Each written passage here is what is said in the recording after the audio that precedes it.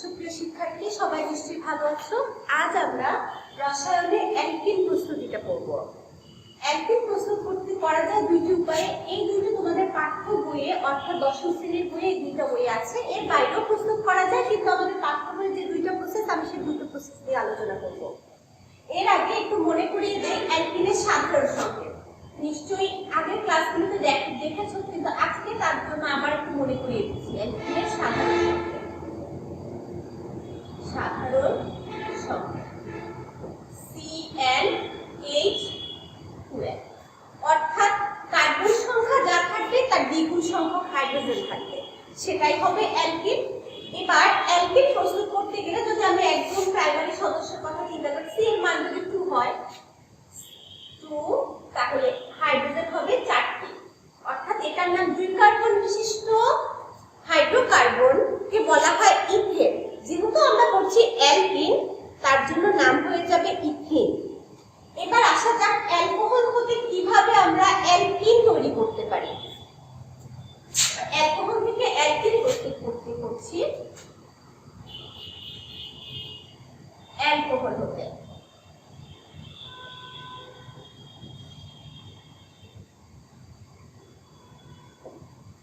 যে কোনো অ্যালকোহলই নিতে পারবো সেক্ষেত্রে।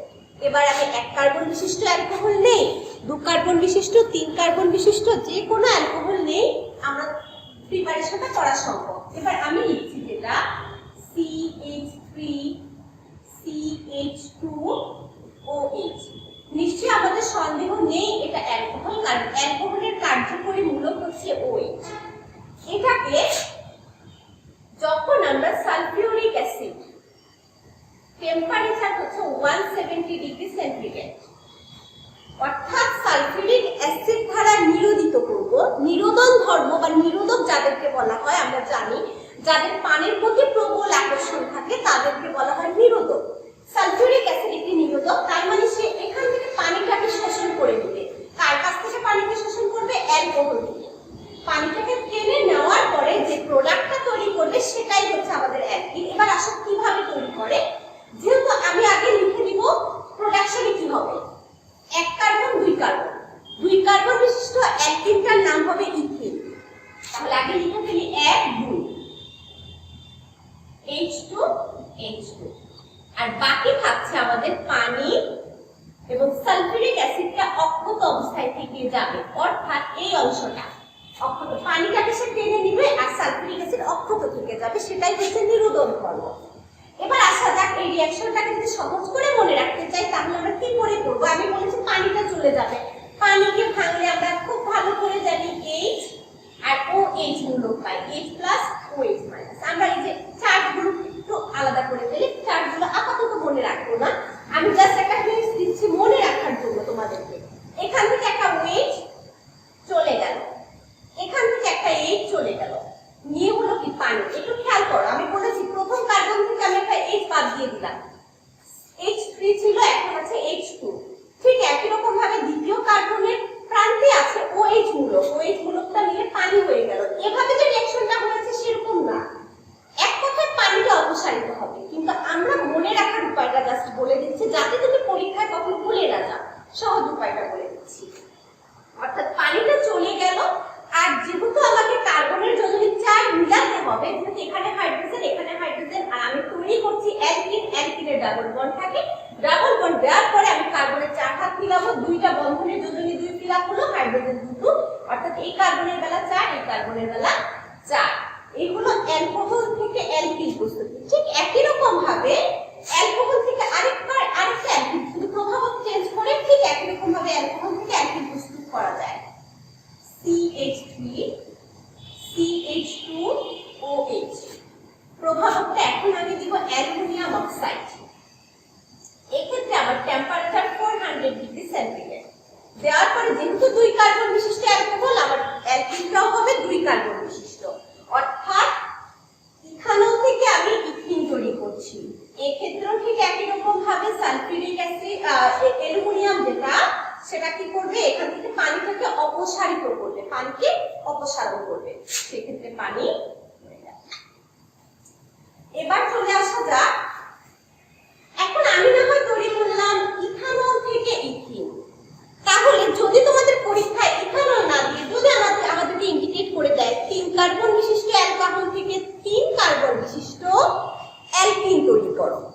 সেক্ষেত্রে কি করব? তাহলে তোমাকে আগে মাথায় সেট করতে হবে 3 কার্বন বিশিষ্ট অ্যালকোহল। 3 কার্বন বিশিষ্ট অ্যালকোহলের নাম প্রোপানল। তাহলে প্রোপানল থেকে কি তৈরি করতে পারবো? প্রোপিন তৈরি করতে পারবো। ওটা হচ্ছে আমাদের এটা। তাহলে বিউটানল থেকে বিউটিন, তারপরে প্যান্টানল থেকে প্যান্টিন, আমরা সবগুলো তৈরি করতে পারবো। তারপর আমি একটা শুধু উদাহরণ দেখানোর চেষ্টা করছি। এটাকেই আমি একটু চেঞ্জ করে দেই, আমি এটাকে প্রোপেন লিখছি। এই হচ্ছে আমাদের প্রোপানল। 1 2 3 3 কার্বন বিশিষ্ট অ্যালকোহলের নাম হচ্ছে প্রোপানল। প্রোপানল থেকে আমার উৎপন্ন হবে প্রোপিন। 1 2 3। আচ্ছা, এবার আমি বলেছি এখানে যেহেতু হাইড্রোজেন সংখ্যা 3টি আছে, এখান থেকে আমার একটা হাইড্রোজেন অপসারিত হবে। তাহলে আমি এখানে প্রথমে একটা বন্ধন দিয়ে দিলাম। একটা হাইড্রোজেন বাদ দিয়ে আমি 2টা হাইড্রোজেন লিখলাম। এই ক্ষেত্রেও আমি একটু খেয়াল করব, আর বাকি অংশটা CH2 দিয়ে দিলাম। এবার আসা যাক, OH গ্রুপটাও চলে গেল। এবার আমরা বন্ধনটা হিসাব করে মিলিয়ে লিখি। কার্বনের যোজনী 4, এখানে আমি 2টা দিয়ে দিয়েছি, আর আছে কি 2 আর 1 3। যেহেতু আমি অ্যালকিন তৈরি করছি, ডাবল বন্ডটা আমার এখানে, আমি হাইড্রোজেনটা বাদ দিয়েছি এখান থেকে, এইজন্য আমার ডাবল বন্ডটাও কি এখানে আসবে। এবার এই কার্বনের বেলা যোজনী হিসাব করো, 1 2 3 4। এই কার্বনের বেলা 1 2 3 4। এটার বেলা এই যেমন CH2 ছিল, আমি CH2 ই লিখেছি, খেয়াল করে দেখো। কিন্তু কার্বনের যোজনী 2 আর 1 3, অর্থাৎ তাহলে হাইড্রোজেন হয়ে যাবে। তাহলে আমার উৎপন্ন হলো প্রোপানল থেকে প্রোপিন। ঠিক একই রকম ভাবে বিউটানল থেকে বিউটিন আমরা সেভাবে লিখতে পারবো। পরীক্ষায় কখন এরকম বলে দেয় না, পরীক্ষায় বলে 4 কার্বন বিশিষ্ট অ্যালকোহল থেকে 4 কার্বন বিশিষ্ট অ্যালকিন তৈরির পদ্ধতি। তাহলে তোমাকে 4 কার্বন বিশিষ্ট অ্যালকোহলের নাম জানতে হবে, সেভাবে তৈরি করতে হবে। এবার আসা যাক দীর্ঘ শিকল বিশিষ্ট অ্যালকেন হতে। দীর্ঘ শিকল বিশিষ্ট আমরা অ্যালকেন লিখছি। গত ক্লাসে আমরা প্রভাবকীয় ভাঙন পড়িয়েছিলাম। সেক্ষেত্রে আমি বলেছিলাম যে এখানে অ্যালকেন প্রস্তুতি তো আমরা ব্যবহার করেছি, যে ঠিক যেভাবে এটাকে অ্যালকিন প্রস্তুতিও বলা যায়। তাহলে আমি লিখছি ডোডেকেন, C12H26। এটাকে আমি তাপ দিব, এটা তাপীয় ভাঙন, অর্থাৎ এখানে প্রভাবকটা হচ্ছে তাপ। 500 ডিগ্রি সেন্টিগ্রেড তাপ দেওয়ার পরে আমার উৎপন্ন প্রোডাক্ট যেটা হবে C10H22, অর্থাৎ ডেকেন, আর উৎপন্ন হবে CH2 এটা হচ্ছে আমাদের অ্যালকিন।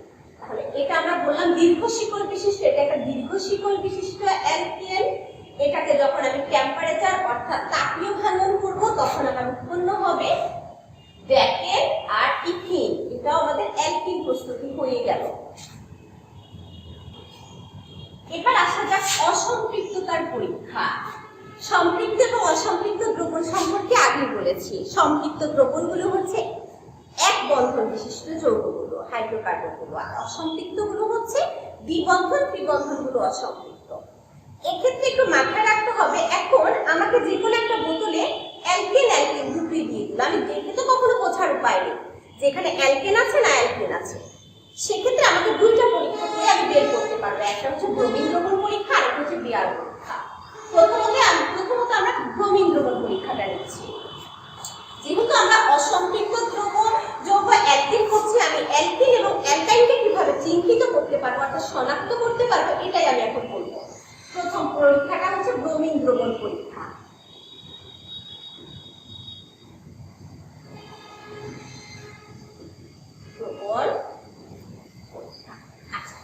ব্রোমিন দ্রবণ পরীক্ষার ক্ষেত্রে আমি প্রথমে যে অ্যালকিনটা নিচ্ছি CH3 CH double bond CH2, নিঃসন্দেহে একটা অ্যালকিন। এটাকে ব্রোমিনের দ্রবণ, তবে মাথায় রাখতে হবে এটা কার্বন টেট্রাক্লোরাইডে দ্রবীভূত থাকবে, এটা জরুরি কথা। কার্বন টেট্রাক্লোরাইডের বাণিজ্যিক নাম হচ্ছে পাইরিন। কার্বন টেট্রাক্লোরাইডের বাণিজ্যিক নাম পাইরিন। এটা ব্রোমিন, এই পাইরিনটা থাকবে, পাইরিনের মধ্যে ব্রোমিন দ্রবণ দ্রবীভূত অবস্থায় থাকবে। সেক্ষেত্রে আমার এই ব্রোমিনটা কি করবে, এই ডাবল বন্ডটা ভেঙে ফেলবে। আর ব্রোমিনের কালার হচ্ছে লাল, রংটা হচ্ছে লাল। যখন এই দ্বি বন্ধনটা ভাঙবে সেক্ষেত্রে আমার উৎপন্ন হবে CH3CH। আমি বলেছি ডাবল বন্ড ভেঙে সিঙ্গেল বন্ড হবে, আমি একটা সিঙ্গেল বন্ড দিলাম, CH লিখলাম। এখন আমি এটার সাথে কার্বনের যোজনী মিলাবো। ব্রোমিনটা ভেঙে এই ডাবল বন্ডের একটা বন্ধনকে ভেঙে এখানে একটা ব্রোমিন যুক্ত হবে, এখানে একটা ব্রোমিন যুক্ত হবে। এখন আমি 1 2টি হাত হাইড্রোজেন একটা 3 2 1 2 3 4, তাহলে আমার উৎপন্ন যৌগ যেটা এটা ছিল লাল বর্ণের, কিন্তু এখানে আসার পরে তার লাল বর্ণ দূরীভূত হবে, লাল বর্ণ দূরীভূত হবে। অর্থাৎ লাল বর্ণ যখন দেখবো না তখনই আমাকে বুঝে নিতে হবে অর্থাৎ সেটা অ্যালকিন। মনে থাকবে লাল বর্ণ ছিল ব্রোমিনের, যখন আমি ব্রোমিন দ্রবণ পরীক্ষা করব অ্যালকিনের সাথে সেক্ষেত্রে প্রোডাকশনে লাল বর্ণ থাকবে না। লাল বর্ণ না থাকার মানে আমাকে বুঝে নিতে হবে এটা হবে অ্যালকিন। এবার আসা যাক যদি অ্যালকেনে দেই, যেহেতু অসম্পৃক্ত পরীক্ষা তাহলে অ্যালকেনে দিলে সে কি করবে। আমি একটা অ্যালকেন লিখি, যেহেতু 3 কার্বনে লিখেছি আমি এটাও 3 কার্বন লিখব। এই ক্ষেত্রে আমি ব্রোমিন দিলাম, পাইরিনের মধ্যে দ্রবীভূত থাকবে, দেওয়ার পরবর্তীতে নো রিঅ্যাকশন অর্থাৎ কোনো রিঅ্যাকশন করবে না, লাল বর্ণ দেখা যাবে। দেখা যাওয়ার মানে আমাকে বুঝে নিতে হবে এখানে অ্যালকেন আছে, আর যেখানে লাল বর্ণ থাকবে না সেখানে অ্যালকেন আছে।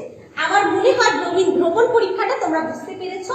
আরেকটা শনাক্তকরণ আছে, সেটা হচ্ছে বিয়ার পরীক্ষা। এবার আসা যাক আমরা বিয়ার পরীক্ষাতে যাই।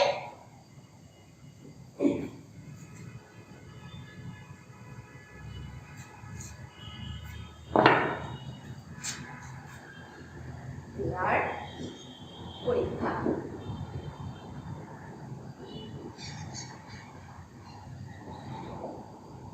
একটা অ্যালকেন লিখব CH3 CH double bond CH2, alkane লিখলাম। আরেকটা অ্যালকেন লিখি CH2 CH3, পানি পানি। আমার প্রভাবক হচ্ছে পটাশিয়াম পারম্যাঙ্গানেট, এটা থাকবে পটাশিয়াম হাইড্রোক্সাইড অর্থাৎ ক্ষারীয় পটাশিয়াম পারম্যাঙ্গানেট। মনে থাকবে এটা একটা ক্ষার, ক্ষারের মধ্যে পটাশিয়াম পারম্যাঙ্গানেট থাকবে।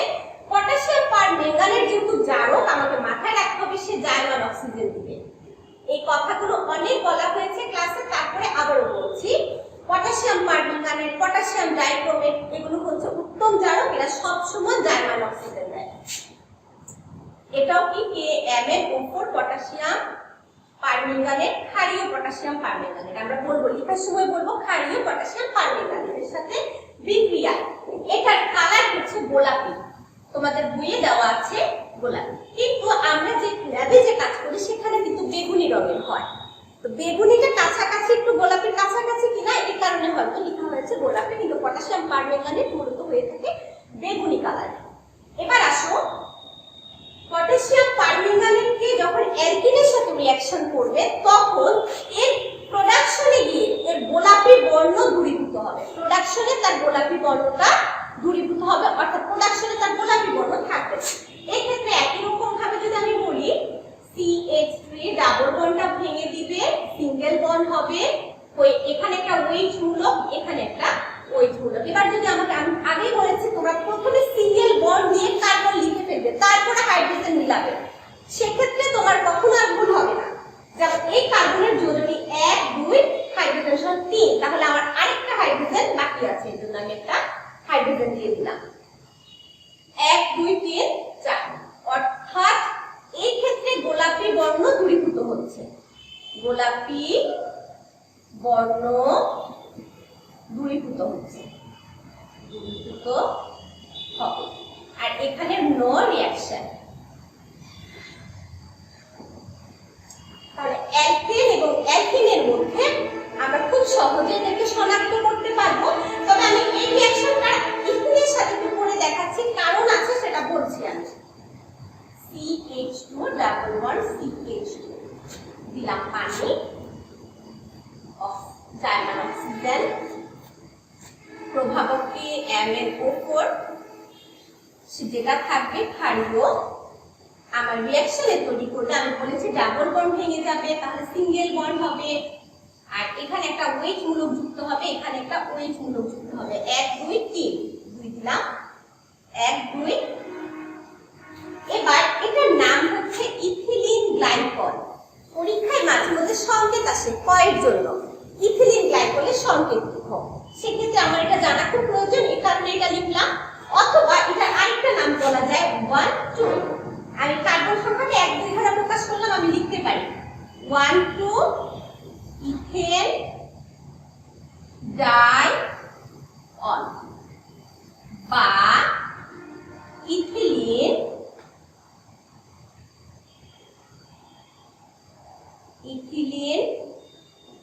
গ্লাইকল।